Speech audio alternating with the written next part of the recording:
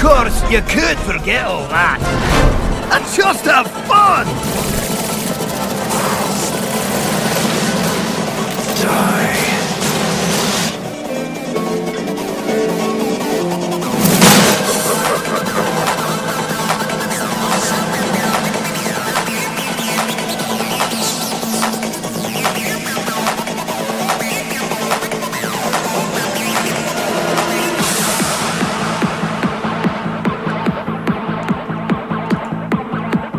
Welcome, everyone, to Twizzcast, the return episode. We are here to enlighten you and give you all the news under the Blizzard Entertainment logo.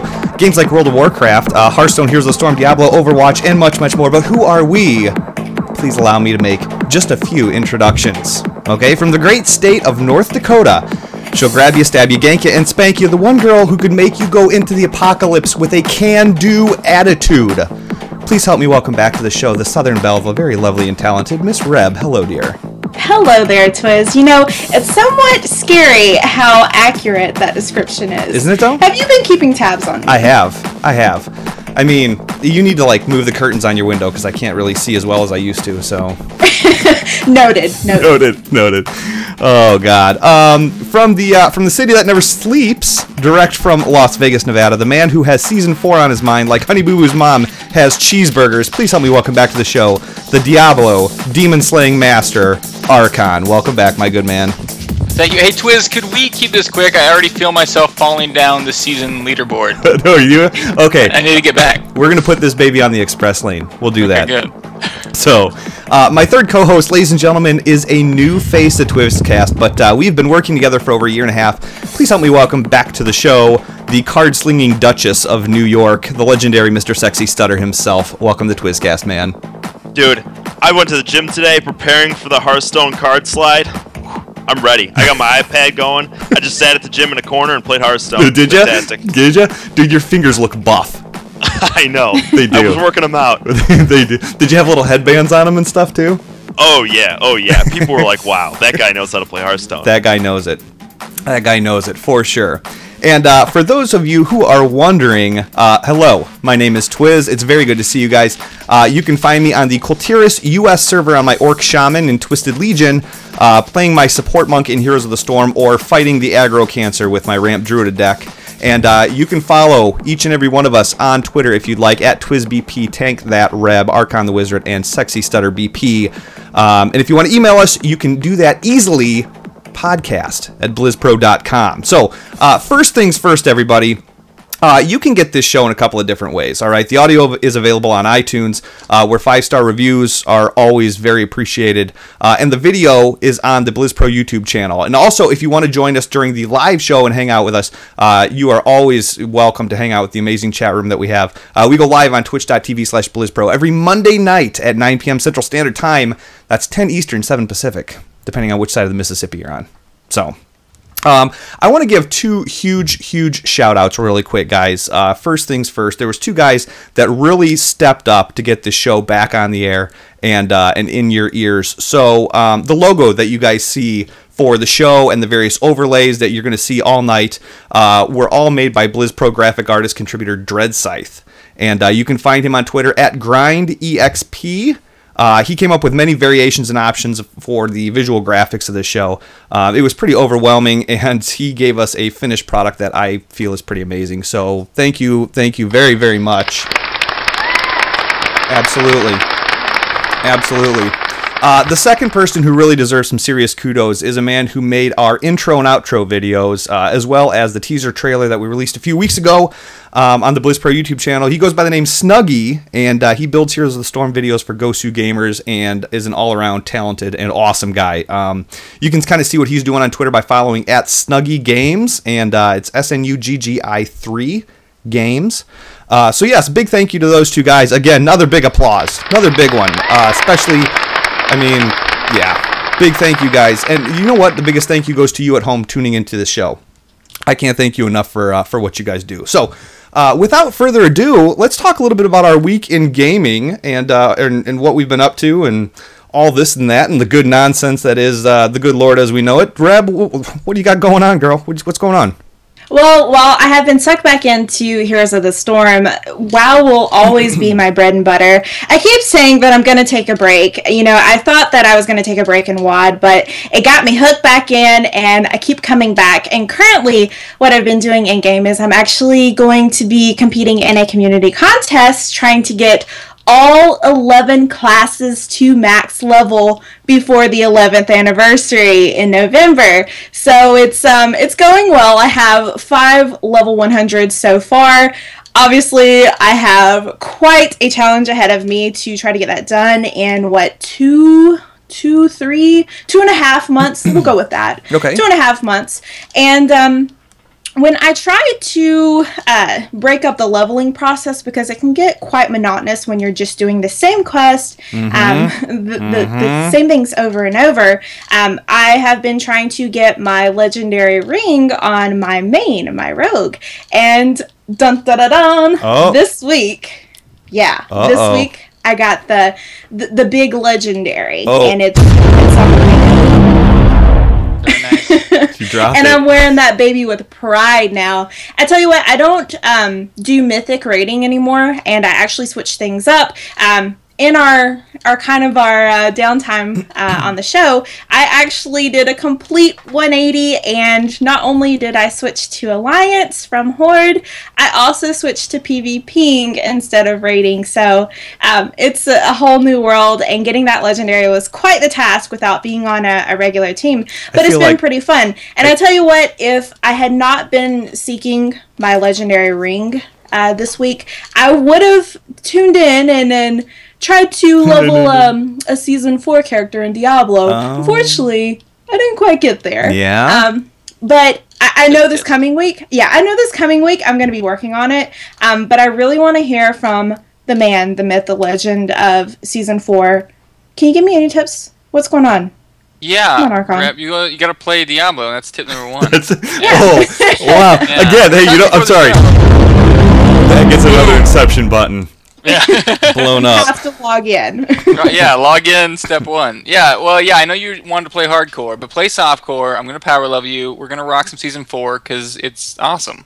Okay. It's hands down best season yet. I can't wait to talk to you guys about it later in the show. Absolutely. But this weekend, that's all I've done. Just wake up, play, go to sleep, play, trying to get up on the leaderboards, rocking with some friends, and do you ever eat? Do you go to the bathroom? No. You don't? Really, No. no. He's got a bedpan. Eating's for the weak. Oh, yes, that's right. That's right. How are you going to get on the leaderboards if you're taking breaks? Yeah. Put food in your mouth. Uh-huh. That's overrated. I'm just going. Dine on the souls of your competitors in this season. You need some of those power shakes is what you need. Hot pocket. Yeah. Yeah. I'm talking a big game. I'm like rank 900 on the leaderboards. I'm not really doing that well. You're on but four, though. That's more than 3 of us on the show can say. That's true. That's true. Yeah. You guys are making me look good. Yeah. Thank you for being here. Dude, you make yourself look good. But no, really, Diablo is so awesome, and I can't start talking about it or I won't stop, and that's for later in the show. All I can say is it's been awesome. That's all I've done for the last weekend. I've got an awesome set, and I'm going to tell you about my build and everything that Season 4 is bringing later, but I want to know what's happening in the world of Hearthstone with Stutter. Are you making any headway on the ladder? Oh, dude, I've been playing Priest all day. Like, just cranking up. Hunters, man. Hunters all day today. That's it. That's all I see is Hunters, because everyone's just trying to get up to the highest rank possible. You know, last day, they're all just playing the deck where you can, like, grind out, 500 games in, like, an hour, which is fine. I completely believe that. You're doing your thing. That's efficient. I mean, yeah, it's efficient. But it's not as fun because, like, we don't want to play with the new cards. Obviously, the Grand Tourney is huge, right? So I'm so excited about the Grand Tourney, man. I just crafted a Ronin. Oh, yes. Dude, the mage guy, I'm messing around with him, seeing what goes on. Nice. Playing him in a little bit of freeze mage. Yeah. Good deal, man. The meta's not too fast. Dies. So how does when Ronin dies, I get 3 arcane missiles. That's right. Oh, there we go. There we go. He makes up for it. Well played. Get him with the with the other combo, right? That's awesome. That's hilarious, dude. Ronan Yeah. dies. Yeah, well, when he dies, I get 3 arcane missiles. What you got on my missiles? I know. So I've also been playing a little bit of Heroes of the Storm, but Twiz, how's your Heroes of the Storm going? My Heroes of the Storm. My week in gaming, I played the Monk quite a bit, and I got an email last week from Blizzard, and they're like, dude, here you go, here's 11,000 gold. And I tried to get the email so I could bring it up on the show and read it to you guys, because I was like, why am I getting 11,000 gold? I think it has something to do with the fact that, like, you own all the characters and most of the skins, and so since this whole dynamic bundle pack thing doesn't work for you very well, here's some gold, which kind of sucks because the only thing I don't have is skins, and you can't buy skins with gold. So, anyways, that's fine. I've got Rexar coming. I got a free Rexar basically. Who's the new hunter hero that's going to be introduced very shortly. My guess is I think it's September 8th is when they said it was going to be. So, I did play Hero League, and I latched on to the Monk as a support hero, and you know, you have those decks in Hearthstone that you latch onto. You have those heroes in or they're not heroes in Diablo. What are they? Characters? Tunes? Dudes? Champions? Nephilim? I don't know. Nephilim? Lots of phlegm. And you grab onto them and you understand them. And that's how it is. So get this. All right. So I played Hero League. I don't normally play Hero League by myself, but I queued up, and like I was the first pick, and I was like, you guys are probably going to hate me, but I'm going to pick the Monk because I play him really, really well, and that'll take care of the support. And they're like, that's cool. So the dude that was like one below me had Jaina highlighted. So the other team goes to pick, and the other team picks Jaina. Well, this dude's like out to lunch. So everyone's like, dude, you can't pick Jaina. The other team just picked him, and then we're watching the clock tick down and tick down and tick down, and finally, like, it times out, and he gets Lily. And it's like, okay, so our first 2 picks are supports. That's horrible. And so he's like trying to talk to me. He's like, Monk, can you heal at all? And I'm like, dude, we will have no damage output at all. Like, I now have to go damage spec, and you have to try and heal. He's like, I don't know how to heal. And so, anyways, the moral of the story, guys, is don't be out to lunch when it's time to pick your heroes. Pick your hero and then walk away for 15, 30 seconds. Let's see here. We did play. Let's see here. We played the new map, the Infernal Shrines. And that was kind of a face roll. It was awesome. Basically, the objective is to have your team kill 30 minions first. The first team to get 30 gets this big old demon that just pushes a lane down. One of the best strategies is to have somebody on your team with good AoE like Jaina. Jaina can kill the minions while the rest of the team fights off the enemy team, and it's pretty efficient because she can kill the minions pretty quickly. Outside of that, that was about all for Heroes of the Storm. I was doing so hot. Man, I was so hot in Hearthstone. I have a Ramp Druid deck, which we are going to feature as one of our 2 decks later on in this show, so stay tuned for that. Had a Ramp Druid deck, and it all focuses around this one particular card, and I was doing awesome. I went from rank 15 to 12 and on a win streak, and I lost 1, and I was at rank 12, and I'm like, I'm going to leave it there until the season resets, because I'm just going to leave it. Well, guess what? Last night, Twiz couldn't sleep, so Twiz decides he's going to play some Hearthstone. I'm just going to get on a ladder and I'm just going to dominate. So here I am back at rank 14 again. Totally screwed. Totally screwed. I know the feels there. Dude, it's absolutely brutal. So, guys, okay, that's our week in gaming. The show is all sorts of crazy right now. It is put together and everything like that, but that is the very first portion of the show. We are going to be right back with the news in just a second. We are going to take just a really quick break. So stay tuned to the return episode of Twizzcast.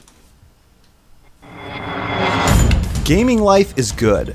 There's nothing better than sitting down with no interruptions to have an awesome night of leveling some tunes, killing some demons, slinging some cards, or whatever else you need to do to scratch that gaming itch.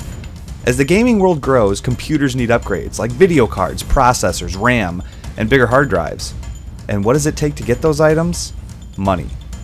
So what if I told you that you could have $500, $1,000, or even $1,500 in your own pocket as a nice surprise?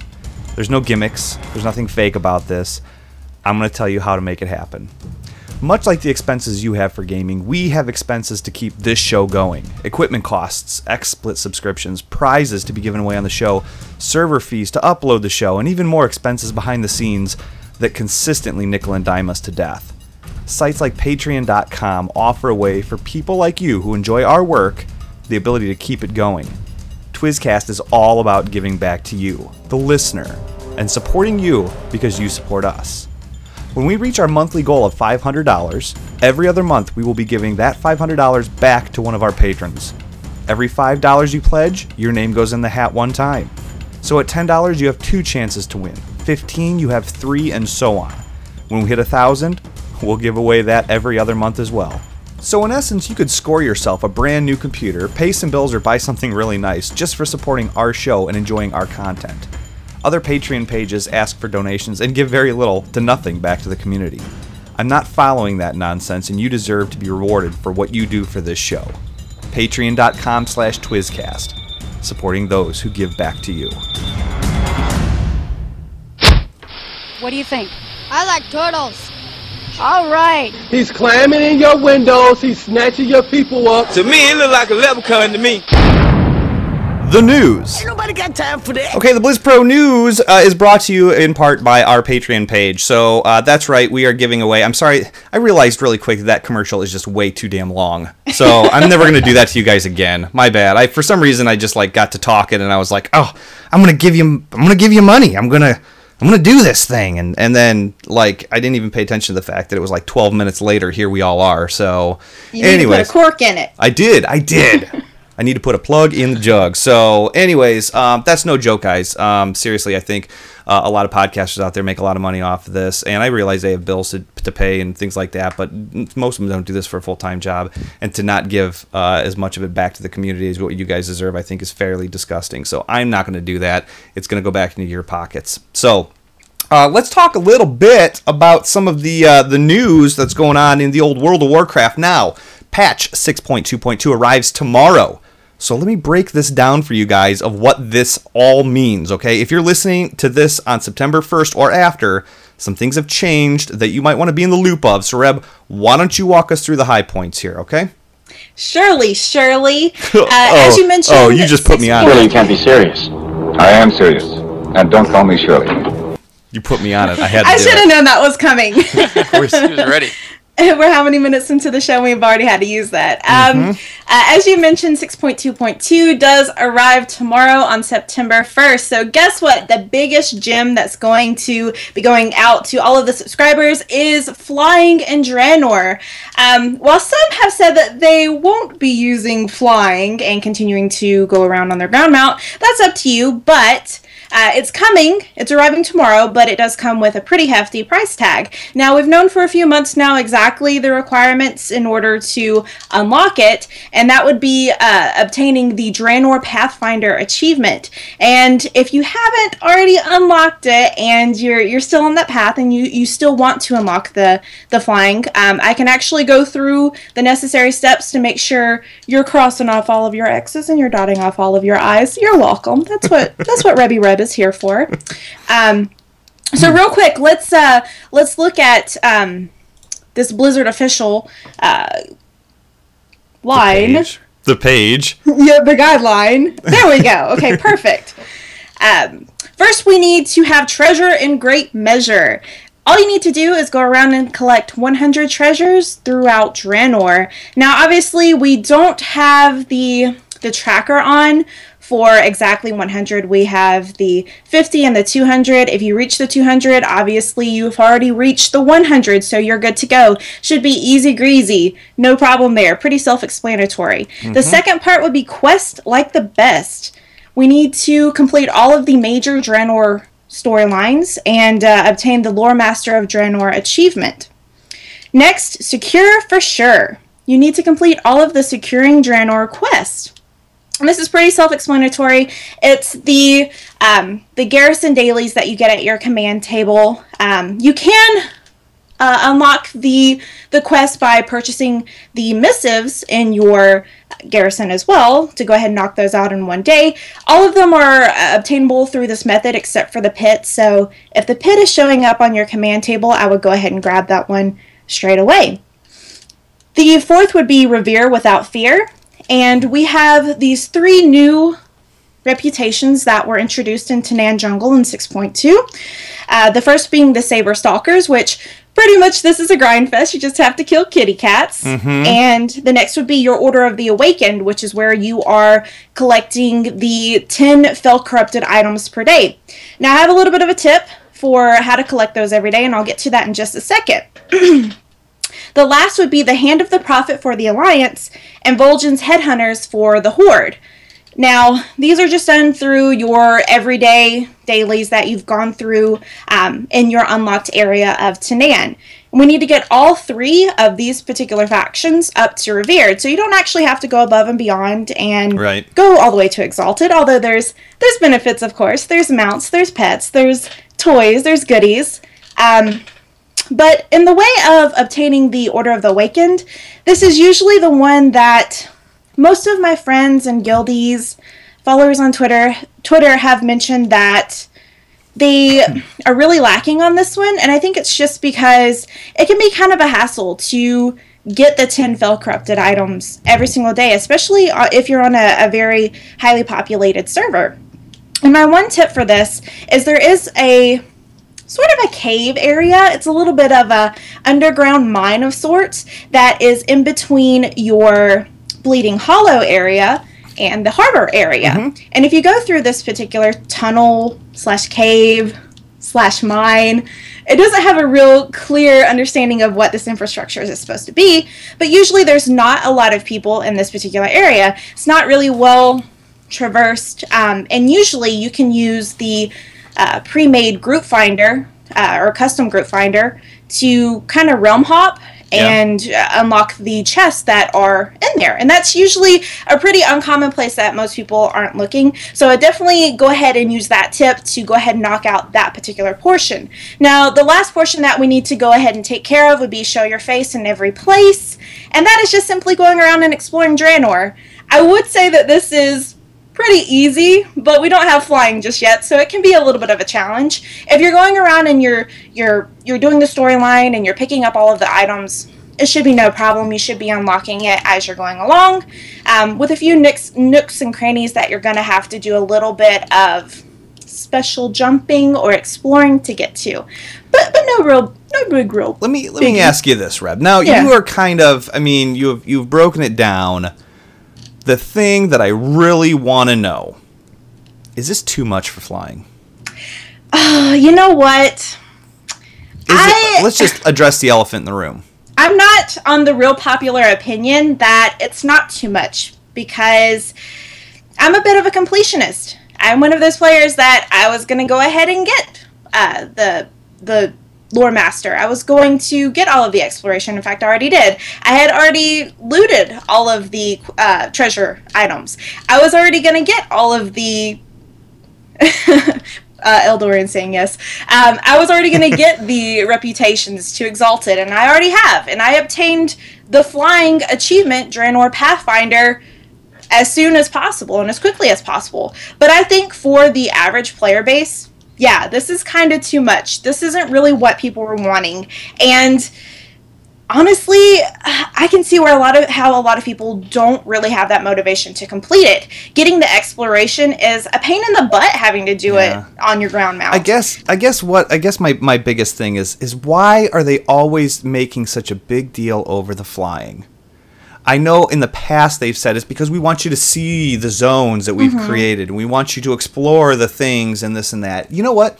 With all the treasures in that, that's enough reason to explore if you're a completionist. Yeah, if you're a completionist, but a good majority of the player base is not a completionist, and they're not going to go for that. They may go through just to get the required item level so that they can go ahead and jump into the first tier of raiding. And that's what a lot of people did. They skipped and they chose which portions that they wanted to do. Not a lot of people completed all the storylines in the intermediate zones. Right. And I tell you what, I was among that population a little bit, and when I got to Nagrand and I got to 100, I was like, I hate Nagrand. It's my most hated zone. I'm not going to finish the storyline in here.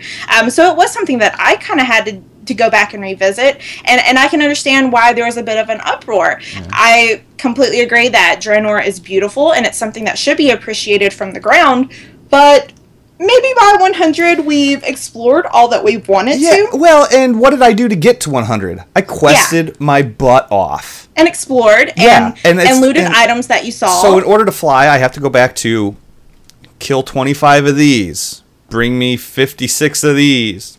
Yeah. You know, blah, blah, blah. And it's kind of like, I can see the beauty behind some of the achievements, but some of the things, some of the requests that they're making are just like, what? I mean, it's exactly. Too completionists, you know?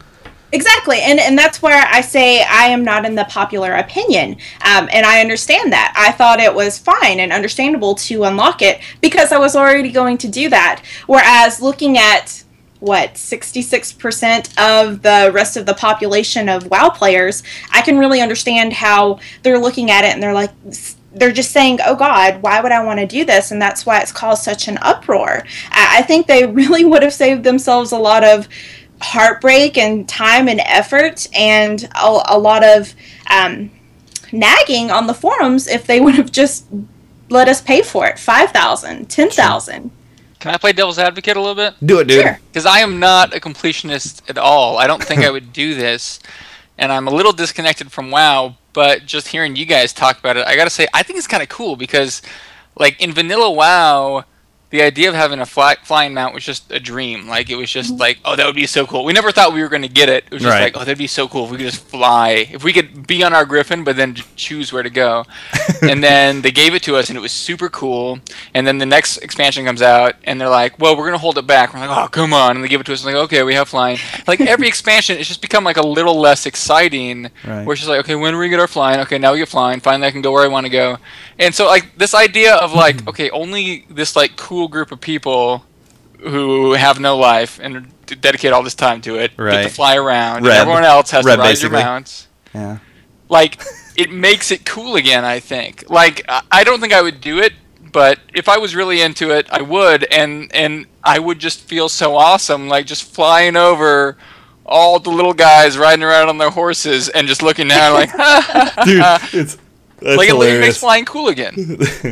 Cool isn't the word that I would use. Yeah, no. It makes it convenient. Well, and that's more so the direction that I'm leaning. I don't really see the cool aspect of it. It would be cool if they had designed Draenor to have parts of the world where you couldn't reach without flying.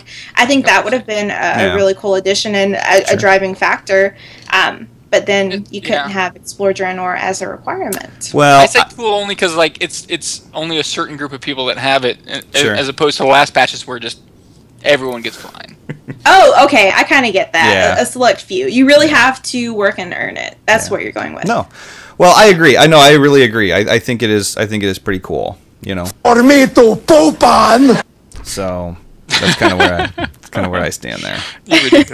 But that is not all that is being added in 6.2.2. I'll tell you what, besides flying, this is probably the most exciting thing to me, as now being an Alliance primarily PvP player. PvP mercenary mode is being introduced, and roughly here are the basics. When your faction is experiencing high wait times to queue for Ashran or unrated battlegrounds, agents of the enemy faction will appear in your base and let you go fight for the opposing faction. You'll get reskinned for the faction and then earn all of the same perks as you would a normal battleground, but you won't get any of the faction-specific requirements or achievements.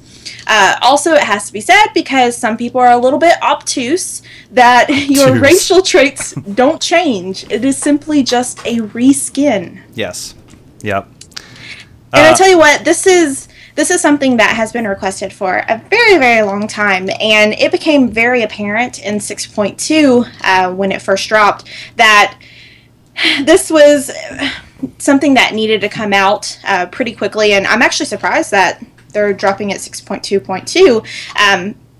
Once again, being primarily a PvP player, when 6.2 dropped, I wanted to get into Ashran. I wanted to grind out a new gear set for the new season, but it just really wasn't possible for an Alliance player just because there are so many predominantly Alliance PvPers in the queue versus the Horde PvPers. Right.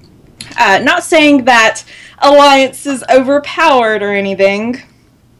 Well, no, they're like women. They're everywhere. Like a true Horde player. Yeah. Right? Yeah. But when you're trying to strive for that end goal and you're being limited by what real players, your opponents, want to do, it was a real struggle. For your Ashran queue to be anywhere from 1 to 2 hours, then get in, do as much as you want, do as much farming as you want, have to leave for whatever reason to turn something in, maybe do garrison issues, maybe log over on an alt to mail something, and then have to jump right back into that 1 to 2 hour queue for Ashran was just an absolute nightmare.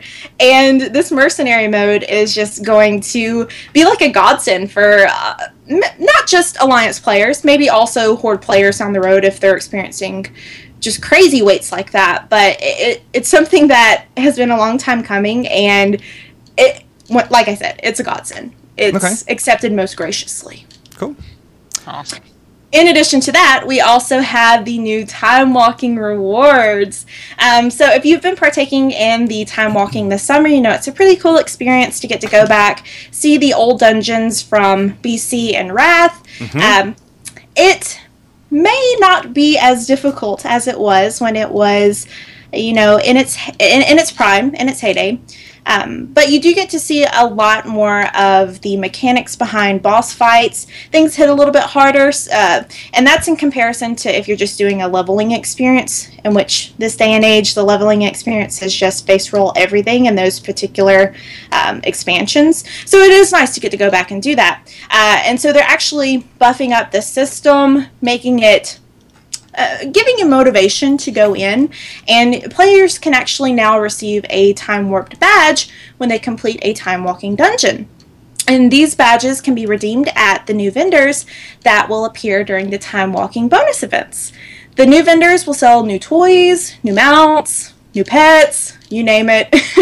They'll also sell new gear that scales up to your character level at the time of the purchase. Which I think is very cool. Yeah, it's really cool to have that old design and kind of a nostalgia factor of sorts. I'm personally really, really excited about these two new mounts that are being introduced. They're the Eclipse Dragonhawk and the Ironbound Wraith Charger. I can't quote exactly how much it's going to be on live, but it was about 5,000 of these badges on the PTR, so we'll know tomorrow if that's really accurate. I tell you what, 5,000 is just something that's a little bit crazy. Yeah. Also, in addition to these badges, these new time walking bosses will have the drops that they usually had back in their prime, back in their heyday. Well, you can still do it when you face roll it. These are going to be drops such as the Reigns of the Blue Proto Drake, which will now have the chance to drop. So that's pretty convenient. For those of, I'm sorry, I don't mean to. For those of you watching the stream, I'm super excited. I'm prepping you for it's this a teaser. because it's a teaser because I am like uber excited about this stuff. So I'm sorry. Continue. I was just letting them know that this is coming. Yeah, okay, well, let's go ahead and talk about it since we're talking about mounts that can be obtained and pets and so on and so forth. There's a little bit more being added in the patch in the way of these mounts and pets, and that will include that Mercadin pet that we just saw, which is going to be the BlizzCon goodie bag pet for WoW. And he's really cute. I'm so mad I'm not going to BlizzCon all of a sudden. Yeah. Little Murky, he's all purple. He's got his little curly horns and his war glaives. He looks so cool. He's even got like the little blindfold around his eyes. I like that his eyes are too big for the blindfolds. Yeah. You can see them popping out on either side. Get you a virtual ticket, Archon. You should be good to go. Okay, there we go. In addition to that, we've also seen the Legion Collector's Edition mount and pet. They are the Fell Hunters. Basically, if you've ever played the Warlock pets that are the Fell Hunters, it's exactly like that. It's both the mount and the pet. It's kind of a reskin. Nothing too surprising with this being a very Fell Legion-y Demons Everywhere expansion coming up and on the horizon. Now, this patch also contains Zeradar. Now, this is going to be presumably the pet that you receive for purchasing Legacy of the Void Collector's Edition. And I like that they derived the name Zeradar as kind of a Zeratul, Tassadar crossover. He really does give you that Protoss-ish vibe coming off of him. And he's cute and adorable, and I could just see him floating around behind me. Maybe on a shaman. Ooh. There you go. There you go. We also have the Nightsaber Cub, and it's a little purple tiger. His name is Bright Paw, and he is very similar to the Rune Saber mount that can be purchased on the store. So it's looking like this little bad boy is going to be on the store as well, so you can run around on your Rune Saber and also have a pretty nice, tasteful pet that matches you. Lastly, we have this moose mount. Ghostcrawler promised me a moose. No, this little goober. This little goober. If anyone remembers when Ghostcrawler promised everyone a moose, this may finally be a promise that is being delivered by Blizzard.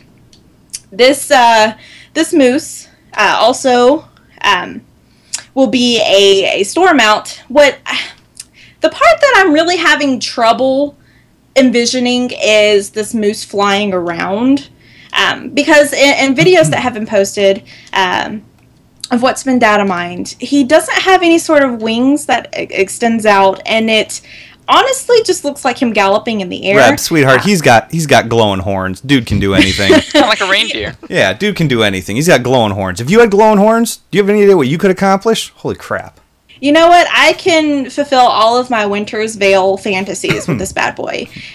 He's honestly really beautiful and unique, and it's a pretty smart move to put him on the store since he does have such a unique model. Right. I definitely see myself getting it in the future. I don't know about you guys. Sure. Yeah, I'm all in for that. I'm all in for it.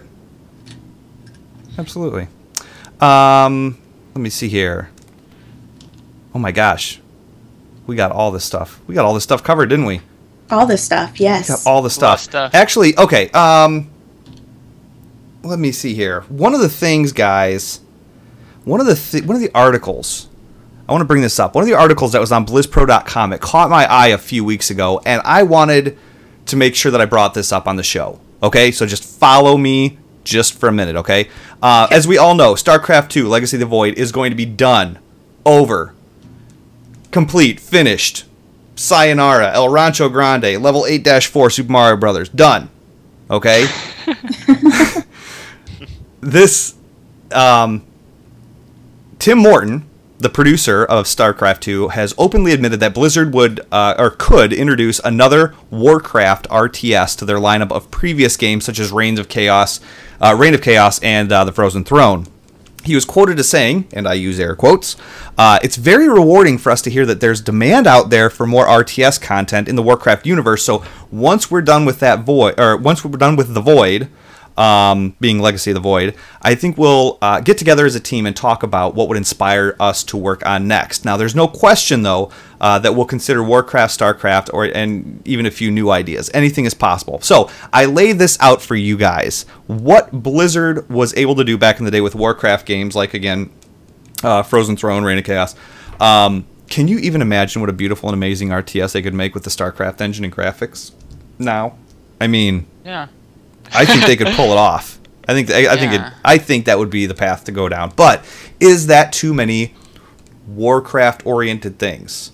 You already have Warcraft heroes. I mean, I know Warcraft is the backbone of Blizzard, but you've got Hearthstone, Heroes of Warcraft. You've got, obviously, World of Warcraft. You've got Heroes of the Storm, which is all the Blizzards, but, again, there's still a Warcraft push in there. Is this too much Warcraft? Is this too much of an idea? And, I mean, what kind of storyline could they even do? I don't even know. I think that's we were the part that I can't fathom is the storyline. Go ahead, Archon. No, sorry. We were talking about this a little bit in our texts because the StarCraft audience is, I think, a little more disconnected from the Blizzard universe than any of the other games. Like, I think one thing that's kind of interesting about Blizzard players is they tend to play multiple Blizzard games. Right. And maybe the one exception to that is StarCraft players. Mm-hmm. Like, they're kind of on their own. Like, if you play World of Warcraft, you probably play Hearthstone. And maybe you dabble in Heroes of the Storm, Diablo. But if you play StarCraft, you might just play StarCraft. Because it's kind of on its own in terms of Blizzard games, where Blizzard kind of has a reputation for taking genres that already exist and making them more friendly to casual gamers or people who are new to the genre, and then adding, all their own Blizzard flair. But StarCraft isn't nearly as accessible as other games, and I think I could say the same thing about Warcraft 2 or Warcraft 3. Like, there's a steep learning curve, which doesn't exist in the other games. So I think the story seems kind of like a sidebar to the gameplay itself. Without the StarCraft players, there's really no point in making a new RTS. Like maybe the World of Warcraft or Hearthstone players will go over to a Warcraft 4 because they want to know what happens next in the storyline. They'll play through the campaign, but then they're going to be done. Like, if they are looking for a player base for a new RTS, they need the StarCraft players. So I think the real question is, what do the StarCraft players want next? That's very true. That's the way to look at it, because honestly, looking at it from a WoW player, I would not continue on with this. The difference being that RTS is kind of its own animal. I don't play games that you have a set structure and set linear that you either beat it or you don't. Right. I like the options of you can do this and you can do that. And I really don't feel that room to breathe in RTS games, so they really wouldn't be playing to WoW players, I don't think, unless it's strictly just, here's the lore, and here's playing everything out, and this is continuing the story. That's really the only situation that I see WoW players really being drawn to it. And that would only really be lore buffs. Well, I want to know what you guys think about it. Podcast@BlizzPro.com. Let us know. What do you think? Could this possibly be? I think I'm in love with that. And I think that to not have an RTS game in the Blizzard franchise is just like, it's like wiping before you poop. It doesn't make any sense at all. So I would like to also bring up this other point. Didn't Warcraft 3 sprout the whole multiplayer battle arena? Yeah, like the Dota maps. Yeah, like Dota and League of Legends, and even their new one, Heroes of the Storm. Like, that all started because Warcraft 3, somebody made a mod to that. I think the whole allure of that, being able to create your own maps and own game part of it, I think that's what they should capitalize on. I think people would love that more so than the actual RTS part of it. Like, that's how you get all the other players in it. I don't know about you guys, but whenever I play StarCraft 2 nowadays, I just play those little fun mini games that people create. No, I'm with you. Like, I played a ton of Frozen Throne, and about 2 hours of that was campaign or the regular melee maps. Like, I played nothing but custom maps, and yeah, I'm with you. StarCraft Arcade is all I do on StarCraft. Huh. Well, if you guys want to comment on the article or send us an email, that article is available on warcraft.blizzpro.com, and you can see it all for yourself. Leave comments, do whatever you need to do. Last but not least, we here at Twizzcast are trying to bring you something that you can take home with. Okay, you can take it home and you can give it a try, and you have a little bit of an edge because you found it on here. It might be an add-on of the week, it might be a quest line that gives you a cool thing, it might be a class or spec rotation. So Reb, as far as World of Warcraft goes, what's this week's neat WoW thing that people can go home and try? I'm going to keep it pretty simple this week. Now I downloaded it and I have it running. Okay, perfect. Okay. So this add-on that I'm going to feature this week is called Night Illusion. And what I find really cool about this one, everybody knows about DBM, everybody knows about Fagnon, Postal, things like that. This really is one of those create your own story kind of ordeals. It's where you really want to be immersive. This is breaking beyond the boundaries of just doing day-to-day operations of what you want to do in game. And the whole point of this particular add-on. It's simple, but it's just making your night a little bit darker. So Twiz, if you could just right-click to make sure that it's on. Yep, it says state on. Now when I loaded it up, I got this little like moon and starry night little circle thing, and if I hold the Alt button and the left click, I can drag that thing around. So yeah, that's and then you can deal. actually differentiate between it being on, off, and then also having a dungeon setting where you take it off in dungeons or maybe take it off in combat. So there are settings to modify that. If you are hovering over your little moon icon and you use your middle mouse key to scroll forward, you make it a little bit darker. Oh, yeah. Oh, yeah. And so we're creating our own night, essentially. And this is a really popular forum post that is always popping up on Battle.net. It's just people wanting those really dark nights. I found it to be really cool taking it into Duskwood and making it very dark. You can actually left-click and you'll create an orb of light around yourself. So if you want to create that orb of light really quick. Okay. And then make it a few shades darker. Oh, yeah. And it's, once again, kind of like a create-your-own-adventure type ordeal. Obviously, it can be a little bit of a hassle if you're just power grinding through it. You're just trying to get to level 100. You really don't care. Maybe you're doing the 11 classes challenge with me. But I find it to be pretty cool for an immersive experience. It's nighttime. I want to go around Duskwood and make it kind of creepy. I am in Gilneas. And I want to make it kind of creepy. Yeah, kind of. I want to make it kind of damn scary. Going beyond just the linear path. This is that room debris that I'm talking about. It's something as simple as making it a little bit darker. And you can use it for role-playing aspects as well. If you really want to get into that, go to your RP server of choice, Moonguard or not. I'm not judging what you want to do.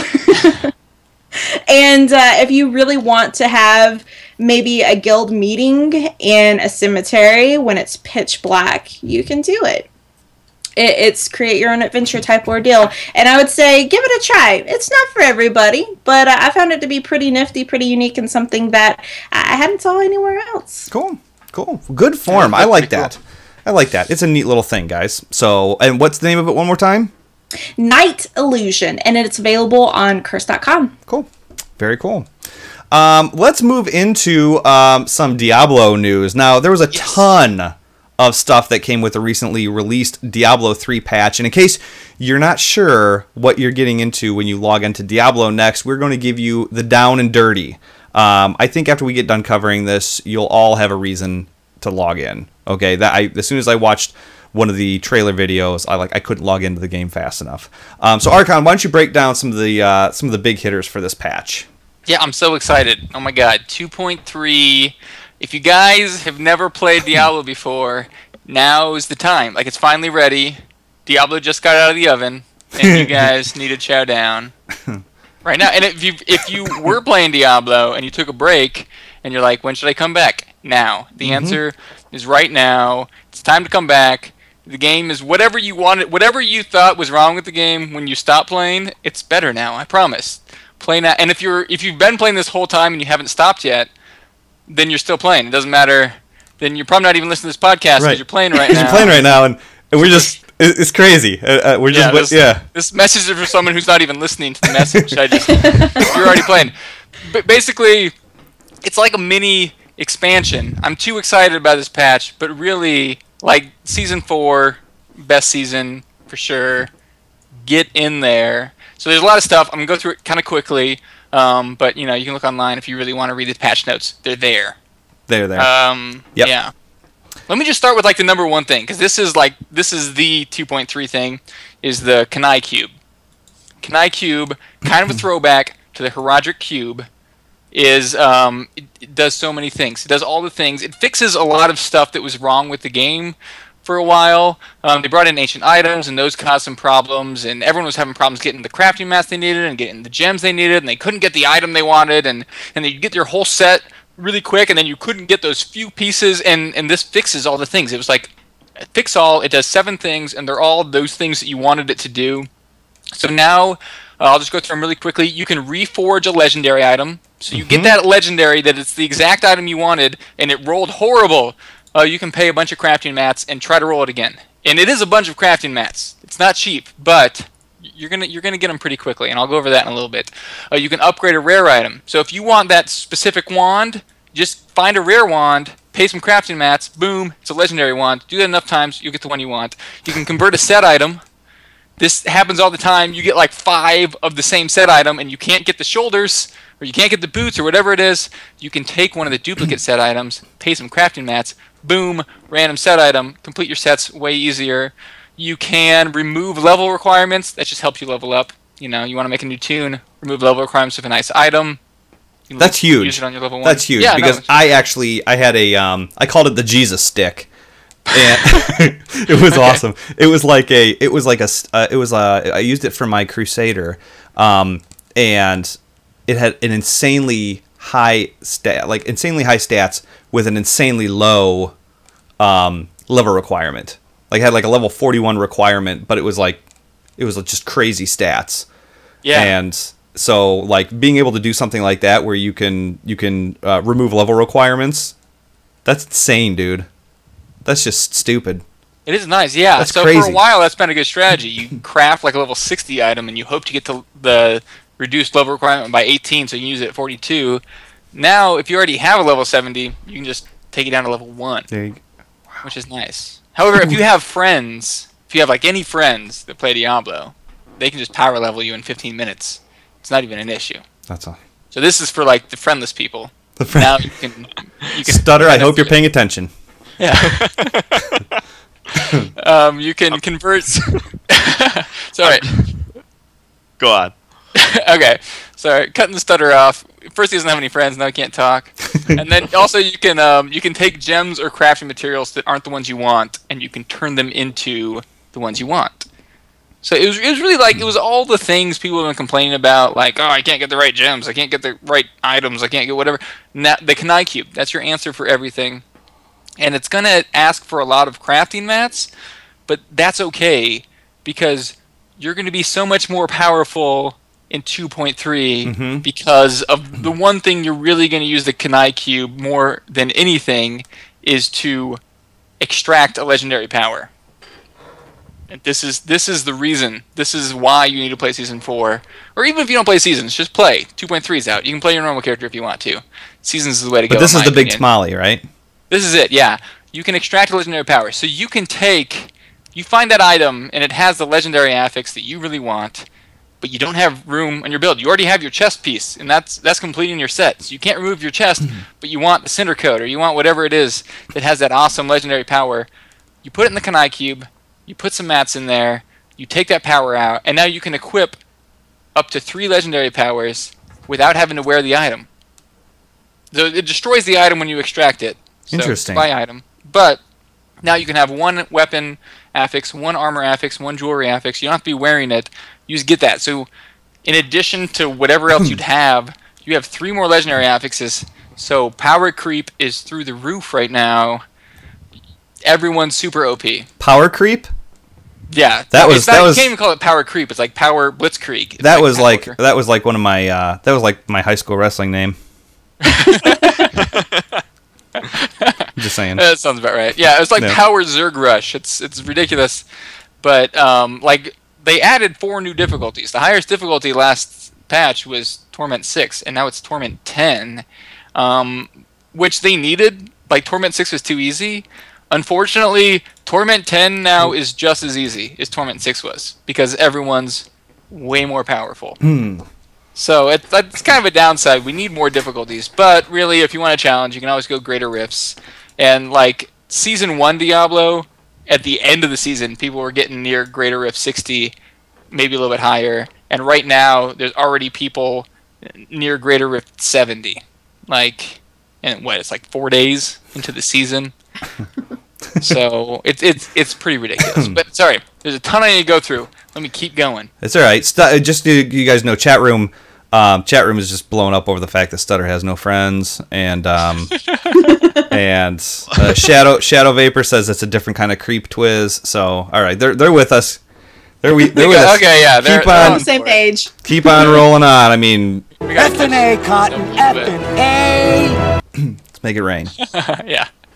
So they did add a new zone, a new little area in Act 3 called Ruins of Sescheron, and it's super cool looking. It's like my new favorite area, and there's like lore that goes along with it, and I have no idea what that is because I'm playing too quickly to look at any lore. But I guess if you like lore, it's there somewhere in the Ruins of Sescheron, and if you go there, that's where you find the Kanai Cube. Talk to Zoltan Cool in town. He'll give you the quest. He'll tell you what's up. You get the Kanai Cube, and you're good to go. Adventure mode is a lot cooler now because bounties are a lot more directed. I won't go into the short and tall of it all, but you can just go through all the bounties one at a time without having to reset your games. You get more rewards from bounties and much more targeted rewards. If you need specific crafting mats, you go to specific bounties. And rifts are so much better.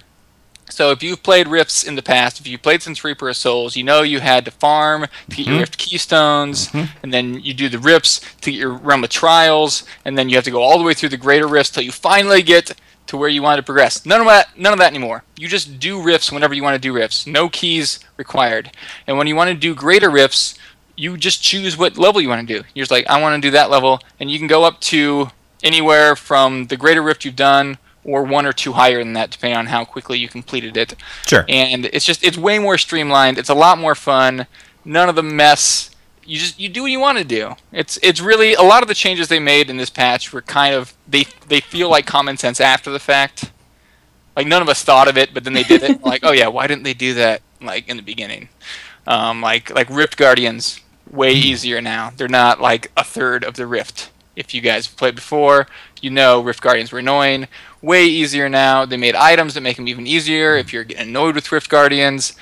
They made this new journey interface, which, I'll be honest, I don't really care about. But a lot of people do, because a lot of people like vanity stuff. People want like little pets following around. Oh, hell yeah, dude. Yep. Yeah, I'm talking to you guys, people that play differently than me. If you want like cool looking stuff, you want some rewards to keep with you after the season, you got these little chapters you can go through. It'll give you little events, little kind of quests that you can do along the way, and then you earn stuff, and then you get to keep them forever. Little pets, little vanity stuff, little journal, and then it'll have some more challenging quests you can complete after you get all the way through the season journey.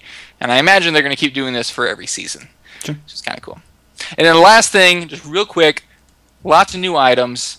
So, before I get into this, by the way, if you're like about to make a character in Diablo and you're like, what class do I want to play? If you want to be competitive or you want to be like the class that everyone wants you in their group, Monk. Really? Monk is the class right now. That is really, no doubt, monks. Everyone wants monks. Everyone wants to be a monk. Almost every top 4-person group right now has 2 monks in it. Wow. Like there Why is not. are they so great right now? What exactly about them is over the top? I'm gonna tell you. Oh, you tell me. I'm gonna haul off and let you know. So excited. You're gonna, yeah. No, yeah, like there are no top groups without a monk, and most of them have 2. So they got new stuff. Let me just get to that. So I want to re-roll a monk now, man. I rolled a witch doctor and I named him Twizzebo. I thought it was like really clever. You're so clever. I am so clever. And then now I want to roll a monk. I mean, and that might be because like I'm so like rocking the monk out and Here's the Storm. So. Yeah, that could be. But they're nothing like that. Because, well, actually, you could be. Sorry, I'll talk about it. There's two really... Don't be such a Debbie Downer. Okay. I'm sorry. No, yeah, I take it back. There's 2 types of monks, and you could be that type of monk if you want to. Really, the real reason why monks are super powerful right now is because of Exploding Palm, which has always been pretty good. When you kill the enemy with Exploding Palm on it, it does damage according to how much health it had to all the enemies around it. And now there's a new set that comes out that every 3rd hit of your spirit generator applies Exploding Palm, and then 7-sided strike deals its total damage every time it hits, which is a ton of damage, and then 7-sided strike also detonates your Exploding Palm. So you're putting Exploding Palm on everyone, you get more legendaries to spread your Exploding Palm, and then your Exploding Palm every time you do 7-sided strike. It's ridiculous. Dude, do you have any idea what your palm looks like after that? Yeah, it's not pretty. I mean, it's like... Sorry. You were all like excited about it. The season of Palmception. Yeah. What? Wait for it. Yeah, okay, I knew it. There you go. A little bit You knew I had we it need to in work on that. You knew I had it in you. Yeah. So Shorty Palm is king right now. If you play with a monk in Diablo, you know what I'm talking about, because groups of enemies will get sucked in from Cyclone, and then they'll just explode, and they'll go everywhere. And the second reason why monks are awesome is because of the support monk set you can build with crafted items that you can heal like a ridiculous amount. I haven't played a monk yet, but I think you can heal like a couple million health a second, which is more health than like anyone has. So if you want to get up there in 4-man groups, you have to have a support monk that's just healing the crap out of everyone. And if you're not playing a monk, play a barbarian, because barbarians, hands down, #1 DPS. They have this new Hammer of the Ancients build because of some new Hammer of the Ancients item that increases attack speed and damage to Hammer of the Ancients, and bar none, barbarians are tearing it up DPS-wise. Witch Doctor's got a few new sets, and they're doing well. Wiz, Demon Hunter are like middle of the road, and I play a Wizard, so I'm right there in the middle. And then Crusaders, like if you like Crusader, go for it, but if you want to be good, like don't play Crusader right now. Oh god. Wow. Let's be honest, they're down at the bottom of the barrel. I mean, if you're just doing solo, then you're just comparing yourself to other Crusaders, and then it's okay. Yeah, but if you're out for the transmog. Yeah, there you go. If you want to play in a group and you don't want to like, you know, give your whole group a giant bummer, then don't play Crusader, because they're not the class to play this patch. Gave your group a giant bummer. Oh, that's awesome. That is so amazing. Well, cool, man. Cool. And Anything else? I had one cool thing of the week, I guess. Do we want to do that? Well, we can do. You know what? Here's what I don't want to cheat people. I don't want to cheat you, but I want to do it the right way. I want to be able to get in either in game or have screenshots ahead of time and everything like that. So, Archon had an awesome build that he's going to go with. So tune in next week, and we are going to go over that build and take you to the next level. Sounds good. So, let's move into the card-slinging Duchess of New York. Did you like that introduction that I gave you at the beginning? I did. It made me feel like I was one of those magicians who could like cut a carrot with a card. Yeah. I don't know how they do that still. Yeah. You could like gambit up in here. Just You could. know. Yeah. You could. Man, we're going X-Men here now. Well, obviously from that introduction, we are now getting into the Hearthstone segment. As everyone knows, last week was the release of the Grand Tournament, and since the only real news, since that's the only real news that's out there, there's not a whole bunch that we can cover. I think what we're gonna do, since this is our first episode back, we're gonna give you guys. Normally we're gonna give a deck of the month and some card combos and stuff like that. But we're gonna give you 2 decks essentially, because I want to break down the deck that I built and that I was able to climb 4 ranks with earlier this season until I threw it down the toilet last night. So, sorry. Let's talk about Stutter. What do you have in store for us as far as the old world of Hearthstone goes, man? I mean, one of the things is with this new Grand Tournament, obviously they really focused on the hero power. So I decided what hero power is the best, and everyone knows Warlock hero power is the best. Mm-hmm. Top 2, but really it's the best. So what I did was I just made a handlock deck, sort of, with a few different changes. So obviously I worked out and I added the card combos into this deck because, first off, Fizzle Bang is just a sweet card. Yeah, Fizzle Bang, 6 mana, 4/4. Cards you draw from your hero power cost 0. Now that's only while he's on the board, right? Yeah, it's only while he's on the board, but it's such swag, you know? Mm-hmm. Such swag. Mm-hmm. So like one of the things you could do is obviously one of the turn 5 play is, you hero power, then you play Fencing Coach. The Fencing Coach, his battle cry is the next time you use your hero power costs 2 less, so it's free. Nice. So unless they play that other weird card that makes your hero power 5 more mana. No one plays that. Yeah, no one plays that. So, yeah. So you hero power and you play that. The next turn you Fizzle Bang, you hero power and you play whatever you Fizzle Bang. So obviously you can get a giant out there easy. You can get a Lord Jaraxxus, which would be amazing for 0 mana. Ooh. Oh, That's deadly. And Mal'Ganis for 0 mana. Any giant, really. Yeah. Any giant. You're basically making any giant free, so they're like a Molten Giant when you're at 10 health. That's a huge, big play. So you can even save that in your hand and play it in in combo with a Defender of Argus or Sunfury Protector. So the big combo that I'm really hyped about, just to reiterate, is the Fizzle Bang plus the Fencing Coach. Obviously, Fencing Coach also goes well with Justicar Trueheart. So he changes everybody's hero power into being better. So what he does is he makes it so you don't lose health as a Warlock. I think it's a girl, isn't it? Is Justicar Trueheart a girl? It looks very gender neutral. You're muted, Reb. Androgynous. Oh, yes. That's the word. Androgynous. Very good. Man, I just learned a new word. Yeah, we won't remember it. Don't worry. Yeah, I'm going through the dictionary like androgynous. Like what? What is she talking about? I don't have that. There's no ointment for that. Yeah. I don't even know if that's the right word. I didn't know that something was a completely word, different. Reb. That's the word. Anyways. So he makes like the warrior hero power go to 4 armor. I think he changes the shaman. You can pick any totem that you want. Druid's 2 armor and 2 attack. Yep, and then Pally is summon 2 1/1s. So yep. Lots of benefits to that one. Yeah, except for I Hunter. like how they screwed the Hunter too. Yeah, they're like everyone else kind of gets double the hero power except the Hunter. They only get 3 damage. Yeah, well, Hunter's been screwing everybody for about 8 months now. So whatever.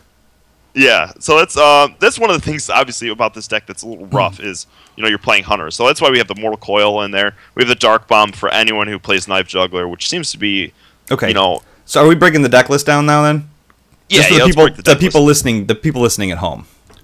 All right, so we'll start off with Mortal Coil. Obviously, that's for all the 1/1 or things that. The Paladin aggro deck, that's a very popular deck these days. Mortal Coil helps with that a bunch. Dark Bomb helps with that as well, because you see a lot of the... everyone plays Knife Juggler these days. Just everyone. Like, people could be playing Handlock, and they're like, you know what? I should put a Knife Juggler. Yeah. Yeah, it's insane. So 1 Mortal Coil, 1 Dark Bomb. Yep. We got 2 Ancient Watchers. It's just a ton up, guys. It's also a Shadow Flame target, which we only have 1 in this deck, but you can easily put 2 in. So we got 2 Ancient Watchers, 2 Sunfury Protectors. Sunfury Protector is like the bread and butter of Handlock. Everyone knows it. It basically makes it so like if you're at 10 health, you can just double Molten Sunfury Protector and live. Dunzos. Yeah. Or do that and then drop a Antique Heal Bot and Sunfury Protector. I mean that's just a huge turn. Assuming you're at turn 7. Mm-hmm. But, I mean, most of the time you're not at, 10 health by turn 3 or turn 2. Right. So after that, we got a BGH, which you could easily sub out for other things, but everyone still plays Dr. Boom, so everyone should still play BGH. It also helps you with so many other things. There's a lot of big cards these days. 2 Fencing Coaches. I love this card. I wish it was a 2/3. Because it's a little too expensive for 2/2, but its Battle Cry synergizes so well with so many of the new cards. Yeah. Well, even still, man, on turn 2, you can coin the Fencing Coach out and tap. Yeah. I mean, the big thing also with that is you can get a 4/10 Twilight Drake still, or 4/9. Yeah. So, like, it allows you to have 10 cards in your hand, turn 4, and tap and play a card. So it brings you back up to 9 instead of like having that awful weird turn where you're like, well, I can't tap if I have the coin because then I'll burn a card next turn. Right. But I also don't have anything to play. So Fencing Coach gives you that avoidance. That versatility. Yep. Yeah. It used to be, Earthring Farseer, which you could easily play too, but Fencing Coach is much more fun and I think better for this deck. Because the idea is to hero power as much as possible to get those Ice Giants out. Right. We got 2 Hellfires. Board clear, guys. Everyone masses the board, and nobody plays around board clear these days. They're just like, I got enough. I'm just going to throw it all out there. Yeah, I'm just going to throw it out. Seriously, that's what happens. So you play 2 Hellfires.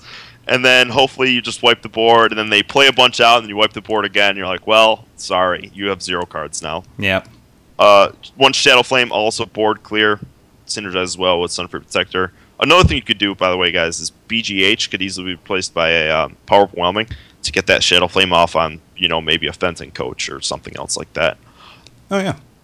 And I actually play that. I toy around, make a few changes every now and then to see what the meta's going. And and at every different rank, you're going to see different things, so you're going to have to swap some cards in and out of here. Yeah, exactly. Obviously, if you're seeing a bunch of Hunter, you just got to go with a bunch of heal and kind of early taunts, so you can drop those Ice Giants, and actually you can drop Mountain Giants. But that's rough, because you got to be seeing a lot of Hunter to do that. Yeah. So we got 2 Defender of Arguses, same thing as Sunfear Protector, slightly worse, but slightly better versus Control. We got two Drakes. Twilight Handlock, guys. Twilight Drakes. It is what it is. Yep. It is what it is. We got 2 Anti-Keel Bots. So this is to help you live. I mean, these cards were made for Handlock. They're made for other things too, but they were really, really, really made for Handlock because it allowed them just to heal up so much, so you don't have to get that Lord Jaraxxus or kind of like hope and pray that they don't have it. Yeah, it allowed you to take the Earthen Ring Farseers out of your deck.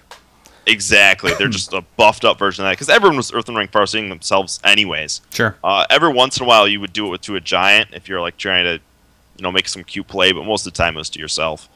We got 2 Sludge Belchers because Sludge Belcher, guys, it's never going away. Nope. I promise you, Sludge Belcher will always be a very, very popular card because he's such a beefy guy, and he's so difficult to deal with. Now we got the Justicar True Heart, the... Well, Reb, what was your word for it? Androgynous. Androgynous. Yeah, is that a noun or a verb? Androgynous. I believe Adjective. it is an adjective, yes. Could you use it in a sentence? Yes. The Justicar is androgynous in nature, in physical appearance, as well as characteristics. Very good. I mean, here's the real question. Can you spell it? Yes. But that's not for now. Yeah. You didn't ask me to, though. I'm going to refrain from it. Yeah. We got Wilfred Fizzlebang. Coolest guy in the world. Mm-hmm. Total swag. I mean, he's definitely I own him. I've yet to play him. Yeah, he's got to be, just getting the ladies at the bar all the time. Yeah. Stash like that face. Look at that face. That's a guy that he's doing something weird. He's doing some weird stuff. There's no We doubt. don't pass judgment on this show, Stutter. No. Hey, I'm all for him. I like him. We got Lord Jaraxxus. This is, he's a heal. He's got the best. He creates your best hero power in the game. One of the things that the Justicar True Heart does is it does not buff your Lord Jaraxxus hero power. Right. I ran into that last night. Yep, I was like so oodles. I was winning already, and I just tried to win more. And I played Justicar True Heart after I played Jaraxxus, and I was like, "What did it do to my hero power?" Nothing. So nothing.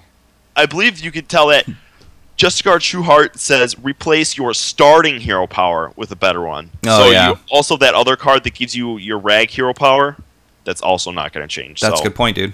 That's a good point. I learned to read after I got really confused, like after four books. Tries. Yeah. I'm with you. Tough life. We got Melganis. Melganis is just awesome. He's like another Lord Jaraxxus, except in 9/7, and makes your hero power awesome if you don't have Justicar True Heart out there. He also lets you, like, if you're Lord Jaraxxus, you can hit anything with your weapon and not care, and that's just a glorious feeling. Just glorious. I love doing it. I'll smack an 8/8 giant. I'm like, I didn't feel a thing. Yeah. Just a flesh wound. We got 2 Frost Giants, 2 Mountain Giants, and 2 Molten Giants. Yep. Frost Giants and Mountain Giants they're actually better. I believe they're very interchangeable these days in this deck. I think Frost Giants are a little better late game because if you top deck a Frost Giant late, you're like, well, I hero powered enough. This is really good. Obviously, in the beginning, Mountain Giants, you get to them faster, so you can play Mountain Giant on turn 4. You can't play Frost Giant on turn 4. But the ability to draw them late game is huge, I think. Yeah, absolutely. And Molten Giants will always just be amazing because anytime you can do a double Molten Giant play with the taunt up is value. Yeah. Yeah, so grand total, you've got 6 8/8s in this deck, which is just a nightmare. Yeah, and Fizzlebang makes them all free, right? Yeah. So you don't even have to have that. Like, you could be at 30 health and you play Fizzlebang and you draw a Molten Giant. You're like, well, it's going down. That's that. It's going. I'm yelling timber. So, well, very cool. So there's a couple of card combos and a deck of the month. The deck that I use it's been working out really well for me, guys. Is I built it myself of all the damn things. So it's in essence it's a ramp druid deck, but it all focuses around one card, and that's Aviana. Okay, your minions cost 1, and I'll show you how this whole thing works. So the breakdown is that you got 2 Innervates and 2 Wild Growths. Okay, standard ramp druid. So one of the cards that they added in TGT was the Darnassus Aspirant. And the Battle Cry, you gain an empty mana crystal, and the Death Rattle is you lose that mana crystal. If they can't do anything about it, it's curtains. All right. So obviously, in your starting hand, that's not bad. If you want to keep it, if you're sitting on a Wild Growth and a Darnassus Aspirant, it sounds like I'm saying Aspirant. If you're sitting on those 2 cards in your opening hand, you're not doing too bad, but definitely mulligan for the Wild Growths, Innervates, and the Darnassus Aspirants. You want to it just ramps you faster and faster. It keeps you ahead of that power curve. The main trick of this is this is all built with controlling the board in mind. So I'll give you the deck breakdown for those of you listening at home, and then I'll explain the logic behind a lot of this. So again, 2 Innervates, 2 Wild Growths, 2 Wraths, 2 of the Darnassus Aspirants,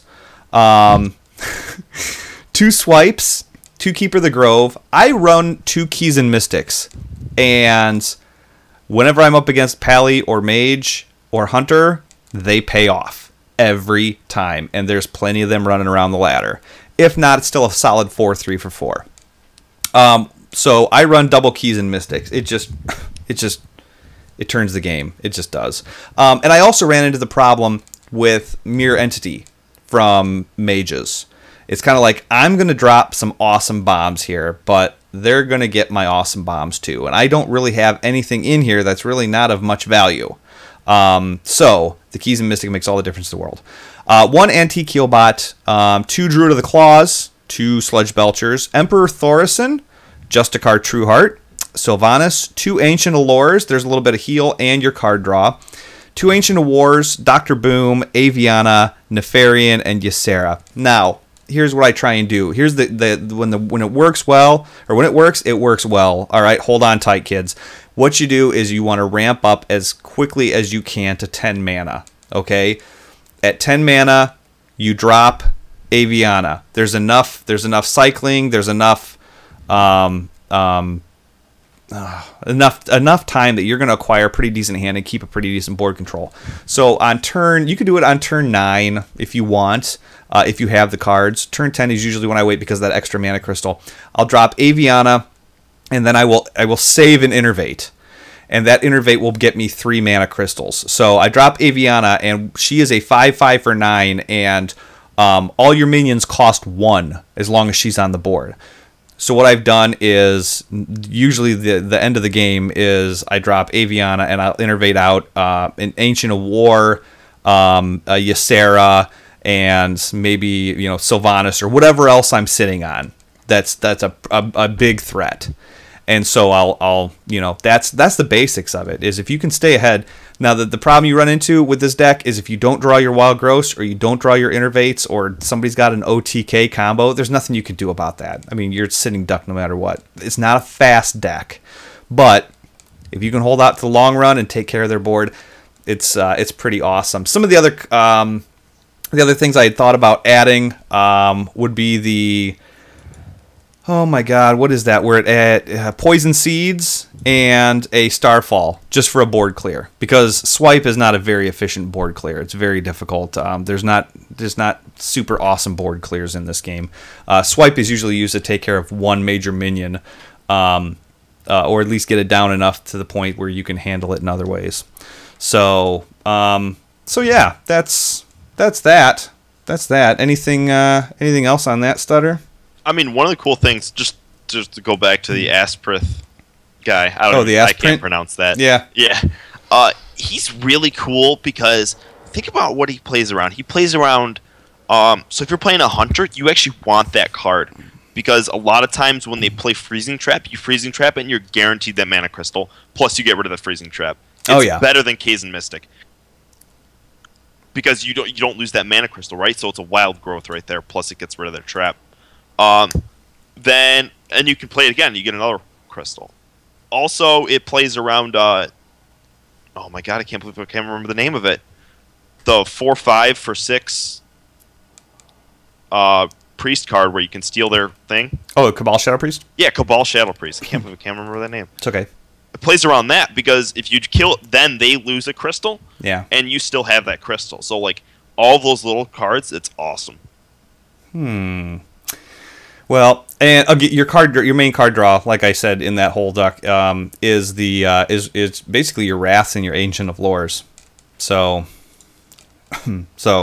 that's one of the things I forgot to talk about was card draw. So, very cool. If you guys have any questions, comments, concerns, anything like that, podcast@blizzpro.com. Hit us up. We would love to talk to you. Love to hear from you. Let's jump into some Heroes of the Storm, guys. We're going to keep this moving along. Every time a patch comes out, there's ups and downs, okay, with any type of game, whether it's Heroes, Hearthstone, WoW, Diablo, anything like that. So, if you want to get the quick down and dirty of what's going on with this patch, heroesofthestorm.blizzpro.com has it all the time. It's kind of an ongoing article from our very own @Alebeard TV. So for Kharazim, this Kharazim patch, let's talk a little bit about what he calls the winners and the losers. The winners in this patch were Kael'thas, Zeratul, Kerrigan, and Sergeant Hammer, believe it or not. So let's start with Kael'thas. Basically, when it was announced that Ignite was going to be removed, people gave up on Kael'thas. They were angry and throwing babies in the streets, pitchforks and torches, you name it. The new Living Bomb build has made KT even more popular, and some people even venture to say that it's made him better than before. Pyroblast is starting to see a little bit more as an ultimate ability, and Gravity Lapse has made KT an even bigger roaming threat. So although one door was closed, several other doors opened. Okay, so in case you haven't read the patch notes, don't throw KT off the charts just yet. Zeratul is simply a winner because he wasn't touched at all during this patch. He continues to be the first on the banned list in tournaments worldwide, and he has the ability to just steamroll a match or make the match do a complete 180. So the bottom line is this, kids. Enjoy Zeratul while you can, because the next patch, you may not be so lucky. But from what we hear, he is apparently on Blizzard's radar. Live it up while you can. Kerrigan went from 0 to Nightmare in this patch. She now has a higher skill cap than before, which means that she's a little bit more difficult to play for full potential, but with practice, you can be actually a huge thorn in somebody's side. Queen's Rush gives her a huge improvement in mobility, and her shielding has been greatly improved as well. She also has like the potential to build diversity, so there's no real cookie cutter build like there was before with her. And while Assimilation Mastery is currently the more popular talent, there are also some strong builds using Impaling Swarm. So play around with her and see if see what fits your playstyle basically. Sergeant Hammer received a buff to her health pool, and for anyone who played her 4 to 6 months ago or so, she was awesome. However, during one of those patches, they took away a good chunk of her health pool, and they pretty much made her like really easily killable. So being sieged up and blasting away at towers was her bread and butter, and the nerf made her a sitting duck. So in the most recent patch, the developers said, well, we noticed that she didn't have much of a win rate. Well, I wonder why. You took away her survivability. So in this recent patch, they did a couple of things to increase that survivability. They gave her some of her health back for starters. So there's step number 1 in the right direction. The other thing that they did was they reduced the cooldown for siege mode. It used to be like, 3, 4, 5 seconds, and now it's like 2. So there's a lot less downtime going to and from siege mode. I have to say that I have played against her a few times this week, and I can tell you that she's still kind of an easy kill. And so and that's even with the changes that they made. So I think players are optimistic that she's going to be as unstoppable as she was before, but with as bursty of a meta that the Heroes of the Storm is right now, she's still as good as a sitting duck in a fairly inexperienced player's hands. So you got to practice with her. Don't give up on her, but a good hammer Good hammer's pretty brutal. So those are the winners for this patch. And if you don't know who the losers were, head over to heroesofthestorm.blizzpro.com and double check what's going on, so that way you don't accidentally find yourself on a hero that's been changed for the worst. So one of the other things that I like to do is let's talk. My little tidbit, guys, is my something that you can take home with you and try and have that edge. Is I'm going to be bringing you guys a heroes build every week. So I talked about it the whole show, and there's no reason not to whatsoever, guys. I want to break down the monk for you guys. I'm not going to break them down into something that's super crazy, hard to understand. It's going to be very, very easy to understand. So we'll talk about his abilities really quick. He's got his Q, W, and E, Radiant Dash. You can jump to an ally or an enemy. You've got Breath of Heaven. Okay, basically this is an AoE thing that just happens really quick around him. And so it pays to stand in the middle of groups of people, because when you hit that, the AoE heals everybody around you. So, and then Deadly Reach. Deadly Reach is your basic attack increases your attack speed and attack range by 100% for 2 seconds. So that's really nice, because what happens is in your talent picks, you pick Transcendence. Okay, Transcendence is your level 1 pick. Every third basic attack heals the lowest nearby allied hero for 40. Okay, so think of it this way. If you're just attacking minions, you're going to, and you're at low health, and your buddy's next to you and he's at low health, it's going to heal whoever has lowest health.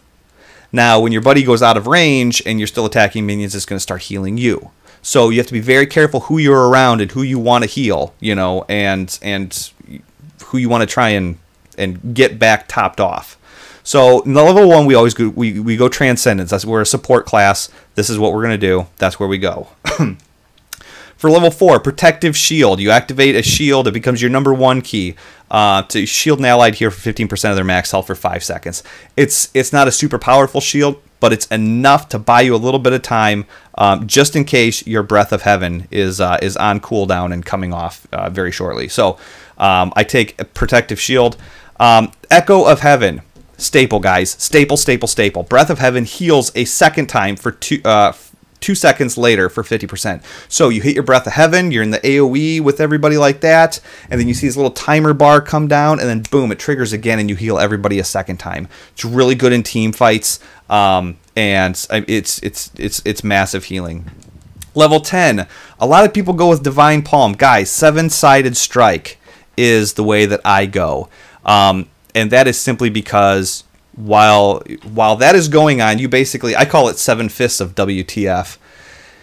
And basically, once you hit that ultimate ability, you're flying around with a different group, and you're bang, bang, bang, bang. You're hitting all these guys in this group. You can't be targeted. In the meantime, the rest of your group is burning people down.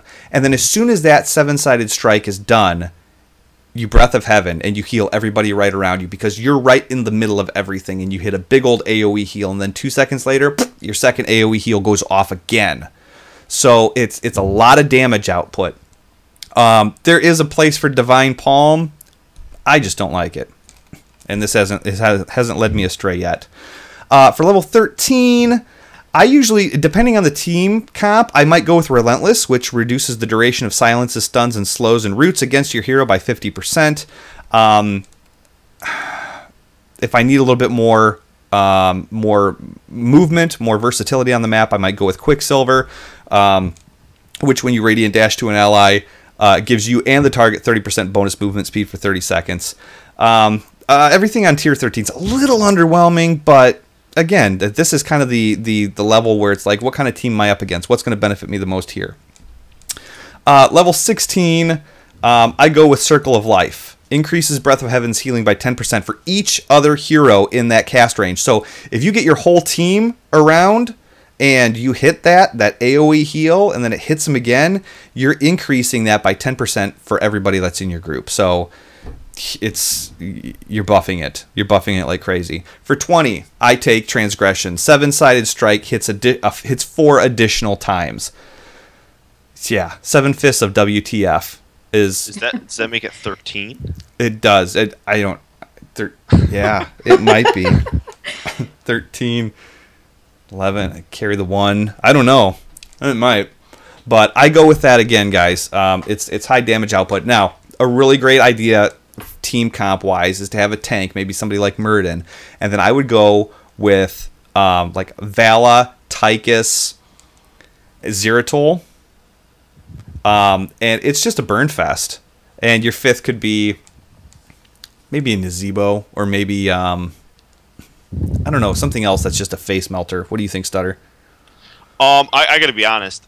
The big thing, I think, with Monk is obviously level 16 is huge, so I think you got to concentrate on the melee comps. Like, you got to get, like, I think double tank in there, go... Oh, that's possible. Yeah. Get double tank, some good CC. Get a Zeratul in there, get a Kerrigan, get a... Yep. Get really in their face, everyone grouped up. Yep. Yep. I mean, I don't know if you saw over the last weekend, but double tank just crushed the NA teams in the MGA or MSA. I missed it. Yeah. But I mean, it just crushed all the NA teams. Korea stomped us. It happens. It was awesome. It was glorious Yeah. because everyone was talking about like how we're all the #1 team in the world and NA's the best and everything like that. And Korea just walked in. And it's like, listen, not MOBAs so much. are our thing. Yeah, MOBAs. It's us. Yeah. Yeah. I tell you what, Twiz, I haven't played the Monk just yet in Heroes, but it's something that I'm really looking forward to, and I'm really glad that you gave me that build because I really wasn't sure how to start off. So I'm thinking sometime this week I'm gonna probably give that a go. But I have to be honest, I'm probably gonna have to listen back because my mind was wandering just a little bit while you were discussing the Monk. I got to thinking about those possibilities for the Warcraft 4, the RTS. Oh, the real-time strategy we were talking about earlier. Yeah, well, I wasn't just thinking about lore this time. I was kind of thinking of the names that would be pretty awesome for branding purposes. But then I started to think of a few names that might not be able to make the cut. What do you think? I think you're absolutely right, Reb. And with that, ladies and gentlemen, off we go.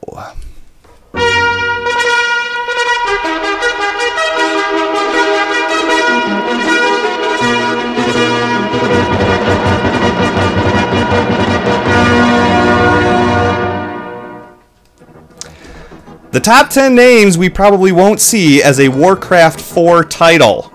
Ringing in at number 10, Warcraft 4, Hellscreams or the Storm Stouts, also known as Warcraft 4 HotS. Number 9, Warcraft 4, another trip to Naxxramas. It's 5 ain't enough. Coming in at number 8, Warcraft 4, the game that all the StarCraft players switched to. I think there's possibilities there. Number 7, Warcraft 4, ETC goes to rehab. Number 6, Warcraft 4, potty training with Lily. Of course, potty training with Lily. The number 5 name we probably won't see as a Warcraft 4 title, Warcraft 4, Mutiny at the StarCraft Retirement Home. Number 4, Warcraft 4, Tower Defense 2. Tower Defense 2. Warcraft 4, at number 3, Return of the Lich King. Rather, re-return. The dead guy that doesn't know when to give up and walk away. There's nothing wrong with it. And at number 2, Warcraft 4, how Uther got his lumberjack package in Heroes of the Storm. That's right. And the number 1 name we probably won't see as a Warcraft 4 title, Warcraft 4, The Frozen Throne 2, The Tale of an Outhouse in Antarctica. I like that. I think that's pretty decent. That's just me, though. It sounds like a bad Disney movie. Oh, I can't believe you just went there, Stutter. That's not a bad Disney movie. I'm desperately trying to find the stinking button. Where's my button? Where's my button? Does anybody have the button? I can't find my button. Where's my button? I can't find my button. You guys, this button is going to be so cool. It is. You have no idea. I lost it. It's so much better than the Inception button. Yeah. This was the button of all buttons. Yep. I don't have it anyways. I don't have it. So with that, I'll give you guys just a little bit of this. This was supposed to be a commercial here, but I don't have the commercial. Usually people in the live show don't get this. They don't. No, that's for after hours, but... Or only the live show, I should say. This is Diablo Community Manager Nevelissus, and you are listening to Twizzcast. What? Nebulissus is here? Yeah, that's right. So, anyways, guys, this is normally the email segment. I had my Doghouse Systems commercial, and I don't have it on my thing anymore. So I need to re-put it on there. I thought I had it. I'm so mad at that. Go to Doghouse Systems and buy all the things. And use Twiz as a coupon code at checkout. So, guys, this is normally where we have the email section. If you guys want to email us and come and talk to us and chill and chat and whatever it is, hit us up, podcast@blizzpro.com. Also, all of our Twitter names are right here. So hit us up. We are very approachable on Twitter. We love interacting with you guys. We want to help this show grow with you. So if there's something that you like, something that you don't like, something you want, something you need, reach out and let us know. Because if we don't know, we can't make it better for you. So that is, I think that's going to be... I think that's it. I think that's going to be it. So I'd like to give one last thank you to everybody involved that helped make this podcast come back. So if you want to find it on iTunes, you can do a search for BlizzPro and look for our new logo, the one that's in the center over here. You're going to see something similar to that. So look for that. That'll be on iTunes. If you want to catch the live show, tune into twitch.tv/BlizzPro on Monday nights at 9 p.m. Central Standard Time, 10 Eastern, and 7 Pacific. Archon, do you have anything to say for the... Oh, and also, guys, in the chat room... Sorry, Archon. Also, guys, in the chat room, stick around for the after hours. That's when it gets freaking nasty. Gets weird. It gets weird. So, yeah. Weird stuff. So, Archon, you got anything for everybody before we blast out of here? Sorry, before I say my goodbye, could I just ask real quick, because chat was asking, are you going to be posting the deck lists anywhere? Because people are very interested in this. I certainly can. I can make them available. They will be part of the show notes, and they will be on the BlizzPro website. So look for this episode of Twizzcast on the BlizzPro website, and these deck lists will be attached to said link. Well, I'm excited to be back. I'm just getting to my goodbye. I said before the show, it felt like we just did an episode last week. It felt like no time has passed. I know.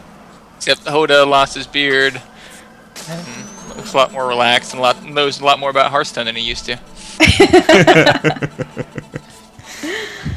Okay. How about you, Reb? Sure. Shirley. Sorry, I had to bring it up. I love that saying. If you would like to get in touch with me during the week, you can find me at TankThatRep. I do not always tweet about Warcraft-related things, but you are more than welcome to get in touch with me there. And I would just like to say, by fire be fabulous, Reb Neros has spoken. It's been a long time since I've heard that. Yeah. Stutter got a kick out of that. I do like it. I do like it. How about you, Stutter? All right, well, if anyone has any Hearthstone questions, let me know. I'll try to come up with a good answer. And is this where I'm supposed to drop the mic and walk away? That's where it happens, dude.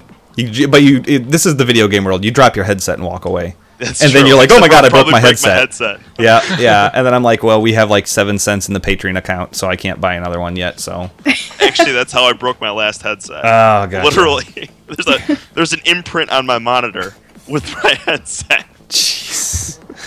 All right, guys, thank you so much for tuning in. Thank you for everything you do for this show, and I'm looking forward to getting back on this train with you all. So, without further ado, we'll be back next week, and so until then, please, everybody, game safe, love one another, and everyone within the sound of my voice. Take care. See ya.